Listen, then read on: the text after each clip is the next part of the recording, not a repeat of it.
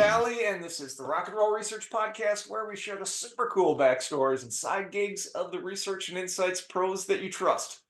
So, around the holidays, I'm minding my own business at an Insights Association happy hour in Dallas, Texas. I think I was talking to Jason Thomas from Symmetric. We often talk music, and he said, "Oh, surely you know Travis over there." And I said, "No, actually, I don't know Travis." And we were talking about metal at the time. He's like, "Hey, Travis knows a lot about metal, and I think he plays the drums." And I'm like, "Wait a second." So I had to cut that conversation off. Sorry, Jason. And had a great chat with Travis, and happy to be talking more here on the podcast. So, real quickly about Travis, he's the VP of Sales of the West region in North America for PureSpectrum, right?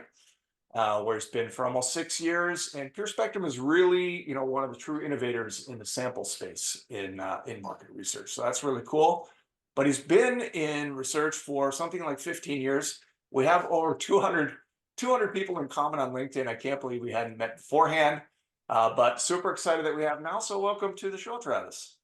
Yeah, Matt, thanks for the introduction. It's great to meet you at the event. I mean, very few people come up to me and go, "I heard you're into death metal." Yeah. So we were like instant best friends at that event. That's a good start, isn't it? You can't beat it. Okay, so we will get to death metal. We definitely will. I sure hope we do. But let's start here. So you've been in Insights for like 15 years. How did you first fall into the space? What kept you around?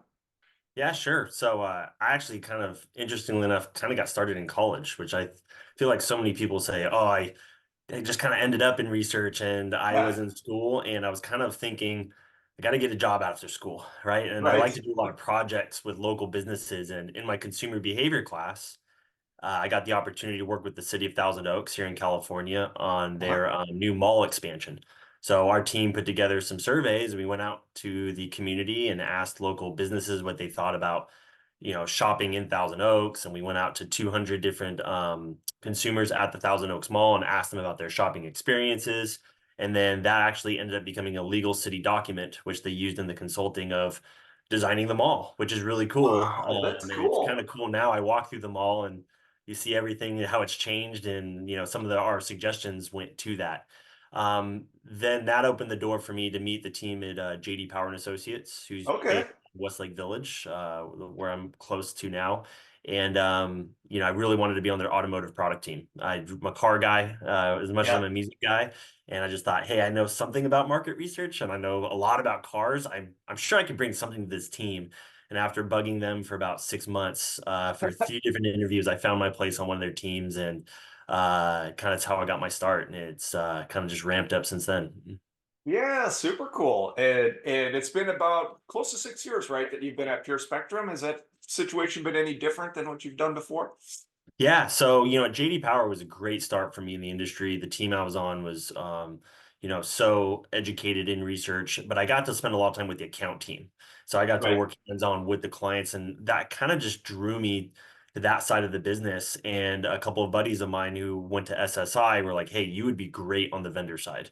Yeah, like you're so technical and you understand research, but you're also so personable. We could use Right. you on the team." So I went and joined that team and was there for almost 7 years, and Oh, really cool. helped develop the West Coast presence with a number of people who are now leaders in the industry and still in the industry. And at some point, I kind of decided I want to go more of the technology side. And Yeah. I had gone to confirm it. And then while I was Mhm. at confirm, I got to know Michael McCrary, who's the founder of Pure Yeah. Spectrum. We live close to each other. And he kind of shared some things that he was doing and that were total game changers, innovators. It was so much different than just send me a bid and how much can you do and who's going to be the cheapest price. It was much more around like integrations and automations and platforms, and that got my mental brain really spinning, and I just wanted to be a part of the team. So yeah, 6 years I was in, like, I think employee 10 or 11. We're like close to 250 around the world now.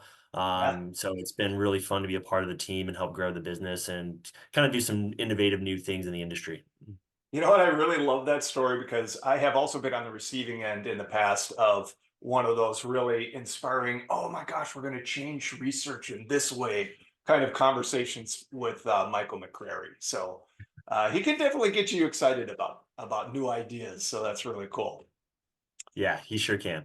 Yeah, awesome. Okay, so let's talk it, man. You have been playing music for a long time, but how did you first become interested? How did drums become part of it? Give us a story. Yeah, man, it's a pretty wild, fun story. So my dad is a guitarist, Okay. and he was like a hair metal lead guitarist dude, like the '80s. And so, when I was born into the peak of MTV, and Yeah.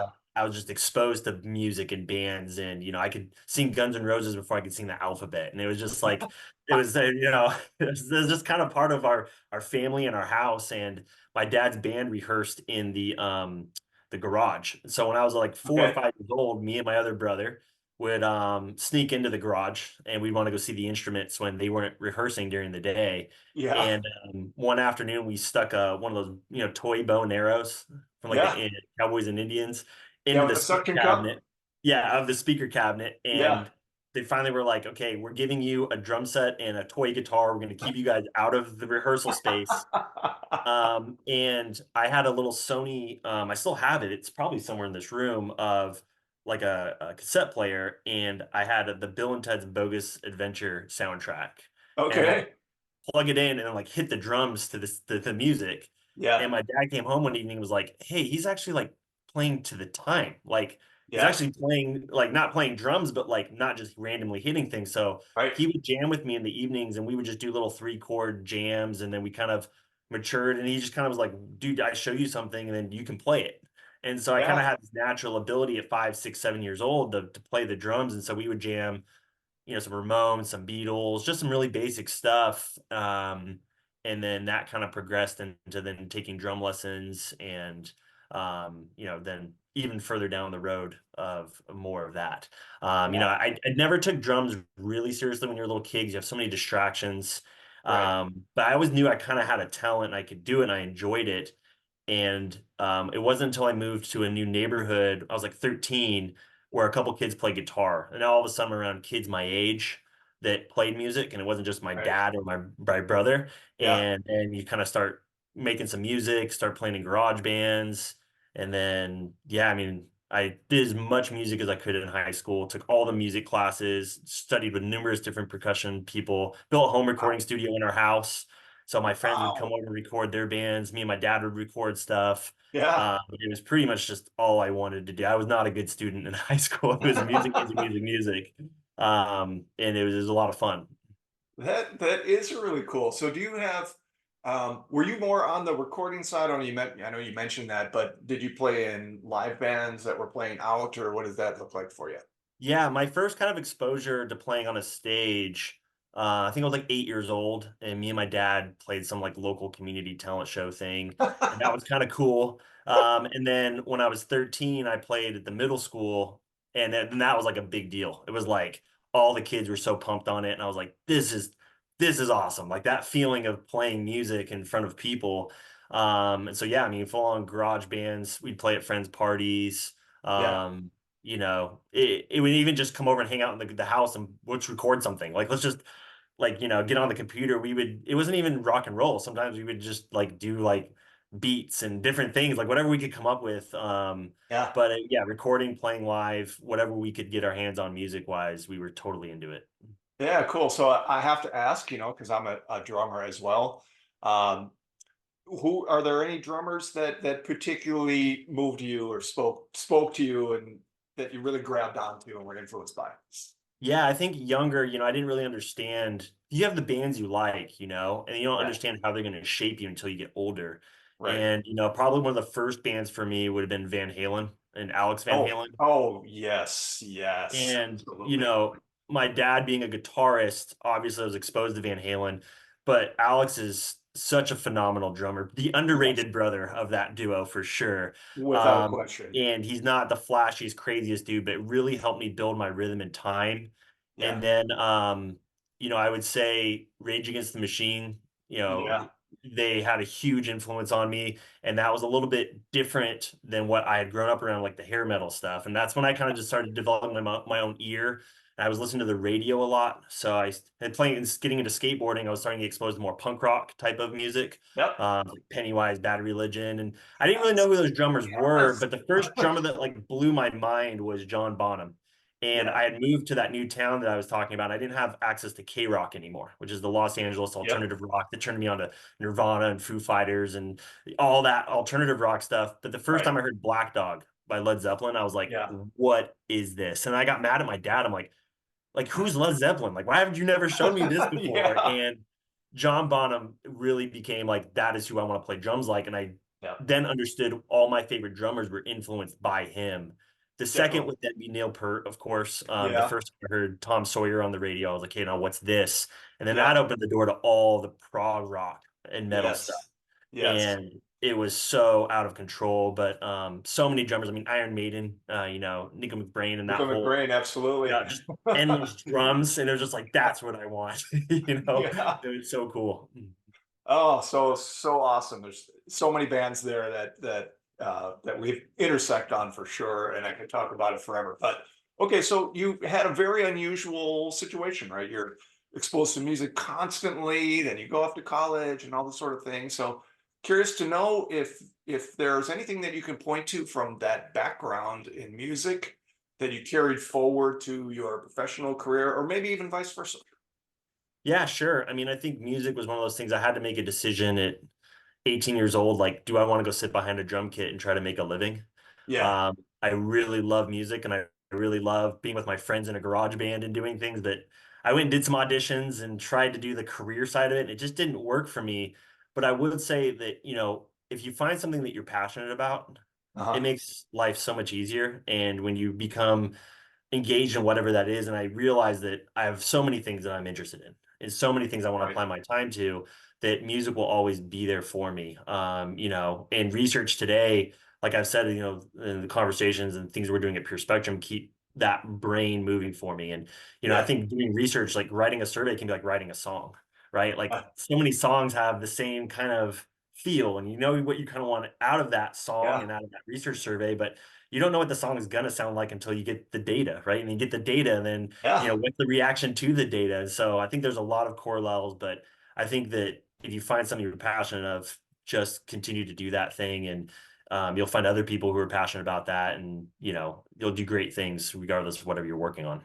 Yeah, you know what? I love that so much. I've never thought about that, that a questionnaire and writing a song could share some similarities. And I just this morning had this big collaborative session with a bunch of us working out a questionnaire. And one thing I did realize is that it was a whole lot better with all of us involved rather than just one of us sitting down and pounding it out. So I Yeah. love that. Yeah, I think being in a band teaches you collaboration too. Yeah. I mean, I think there's those bands that have like that leader, and you got to have that songwriter, that genius. Yep. But when you have a group of people where you take that idea and it's like, well, hey, I've got an idea on top of that idea, and Yeah. then what you thought was going to happen. I love hearing bands talk about that, like Metallica when they talk about writing Enter Sandman, which is probably their biggest hit ever, one of the biggest hits ever. Yeah. And that riff, Kirk was just playing the first part of that riff over and over again, and Lars was like, "No, like break it out and then Yeah. break it out 4 times." And then they wrote that, and that just then becomes their biggest song, one of the biggest songs of all time. Everyone knows Yeah. that song, so it's just interesting to hear, that collaboration. I think that can transfer into other things as well. Yeah, cool. Totally agree. All right, so I want to switch gears here a little bit because Pure Spectrum has always intrigued me because I think they brought a totally different approach, a way of thinking to the industry, and really kind of changed it when it comes from a participant sourcing standpoint. So you've been there since almost the beginning. So based on where you're sitting, what does the future of research look like from your perspective? What's important? Yeah, great question. I think the future has a lot of excitement, definitely a lot of technology. Um, I think that what we're focused on at Pure Spectrum is, there's two biggest expenses for a lot of these market research agencies, and it's humans, and then do the work, and then it's your research data collection budget. Right. And you know, there's so much that goes into that operation, and how can you make that easier for everybody? How can you Hmm. make it a little more streamlined? Yeah, I think data quality is continuing to be a challenge in our industry, Yep. and we're constantly battling that. And, we're finding ways of how can we use machine learning, and how can we use data analytics and other technology to help combat the fraud that's going on in our industry. Yeah, I think we are going to continue to kind of spearhead a lot of that. I think there's a lot of Right. creative companies coming out that are doing a lot of that type of work. Hmm. I've seen some really cool stuff around AI for moderation and more qual surveys that's really interesting. Right. I've seen some people try to do AI data in quant, but quant's one of those things. It's, something can look like this on paper, but then when you actually start looking at, respondents and calculating the data out, it can go a little bit of a different path. So, I think a lot of the big data and how we can find data faster. So like one example was like IR tests, instance rate tests, right? And they're Yep. kind of can be a pain in the butt. We've actually developed through ChatGPT a tool internally that we can use to look at incidence rate quickly. There's so much Oh, data that's available cool. at our Yeah. fingertips. Like, why do we need to go ask more people this question or spend more time or money on this when it's right there? Well, how do we get that into the fingertips of the humans who are actually doing this? So I think there's going to be a lot of technology that's going to like make all of our jobs a lot easier. Yeah. And we're at PureSpectrum pushing for that, but also helping other agencies push for that as well and opening the door. I've always said that research is kind of like an elephant, that it's Mhm. big, it gets scared easily, and it never forgets. And I think a lot of things, I've seen a lot of change happen in the 15 years I've been in research. And I really like that research isn't the first adopter, right? We're not the pioneers who get the arrows, we're the settlers that get the land. And we want to make sure things are Yeah. going to work and look good when that happens. And so I'm really excited to see how our industry adopts these technologies that are coming in. I think there's a huge future for respondents and panels. How is it that I can log into my phone and I get face verification for like financial apps? Yeah. Why can't we do that for respondents and surveys? Why can't we tap in? I mean, how many people have a phone and they're on the internet? We haven't tapped into that huge population of people that could take surveys or could be interested in being incentivized a certain way. I think we have tapped a very good part of that, but there's a much broader area of where research could be exposed to people. And I think in the next 10 years, we're going to see more of that, which is going to open up a lot of different types of respondents and more markets. I mean, we've already seen it for 5 years, but I think it's going to continue to go that path even further. Yeah, there's something I like in the way you talked about AI there, where so often it's like big squishy, oh, it's going to change the world, and that's true, right? But then what are those, at the end of the day, what are those practical applications that are going to Yeah. make your job easier? And I love that example of incidence rate testing, which is a big pain point, right? And it takes time, and usually you're in a hurry and all that sort of thing. And that's like a tangible application, a small one, but a tangible application. And that's what I'm really looking for in this AI stuff. How's it gonna change what I do on a day-to-day basis? So cool stuff. All right, so let's talk. This is a podcast, right? It's media.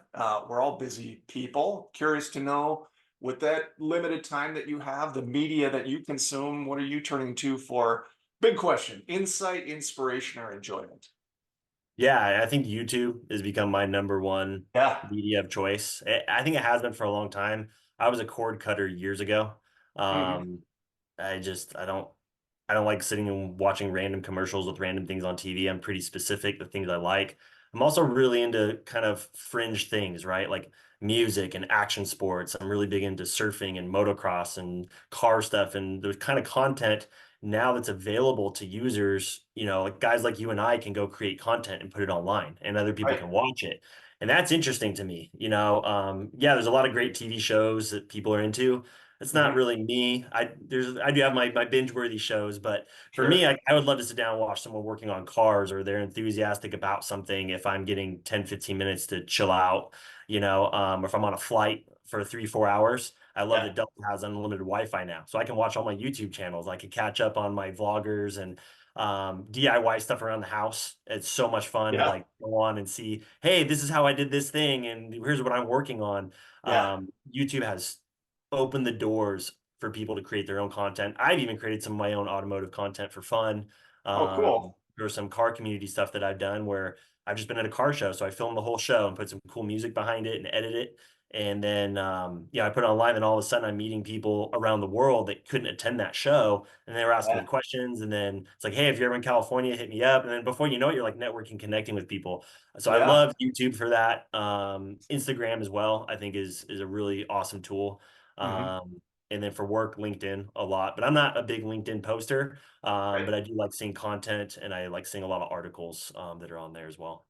Yeah, cool, cool. All right, so this is what I really want to talk about, right? So we talked a little bit about music, when we were at the happy hour there, a little bit about it today, but at the end of the day, and think about how this question is worded, Travis. Think about it. So you're stranded on a desert island, right? You have three records of your choosing to keep you company for the rest of your days. What are those records? Oh man. So I've already said how much music I consume. And I Yeah, didn't mention iTunes either. Like the amount of music I go through is absolutely it's I will sit for hours and just look for bands. If I like this band, and how do I go down this path? And yeah, I'm sure you're the same way, Matt, in our short conversations we've totally. had, especially in the metal and hard rock scene. It's just endless. Yeah. Um, so I had a little bit of fun with these questions because you did prepare me, and there's no way I can answer this, and so I'm gonna have some kind of You're gonna you're wild gonna answers cheat, for you. aren't you? You're gonna cheat. No, okay, go ahead. Yeah, all right. Some wild answers. I had some fun with this. So All first, right. it's the research podcast. I'm gonna do some data. So the number one album I streamed this year was a band called Thrice, and it's an Uh-huh. album called Artist in the Ambulance, and it's the revisited version. And it's one of my Yeah, favorite albums of all time. And they redid it 20 years later, and they kind of did it with their newer style. And that's an album I've loved for 20 years. It's the album yeah, I listen to the most that iTunes tells me. So I yeah. would think that if I had that album, I could probably listen to it endlessly and not get sick of it. Um, Cool. which is different than some of these other bands. I know, like Beatles and Led Zeppelin. There's always great bands out there, but for whatever Yeah, reason, that one just iTunes tells me, let's use some data. That's what it would be. love it. Another totally random one that a lot of people are going to be like scratching their heads on, but I love new music and finding new things. I've Yep. listened to, so many albums live rent free in my head forever, Yeah, and listened to just stuff and played drums to stuff. I love finding new music. So a new band that I actually just found, they're based out of Indonesia. They're kind of like a how do I explain them? Like a Caribbean, I think is the name of the band, but they have like a Santana, Jimi Hendrix feel, and it's all instrumental. And they're called interesting. Ali or Ali, yeah, Ali, I think. Yeah, And they did an album. What was the name of the album? Hold on, let me look it up. I'm gonna cheat. yeah. No, I love this. I love getting new music. I've listened to this has been actually my primary method for finding new music is talking to people on the podcast, and Yeah, you great recommendations. Go ahead. the album's called Malacca by a band called Ali, Ali, Okay. based out of Indonesia. And I found them while I was watching a surfing video on YouTube. I'm big into music. Crazy.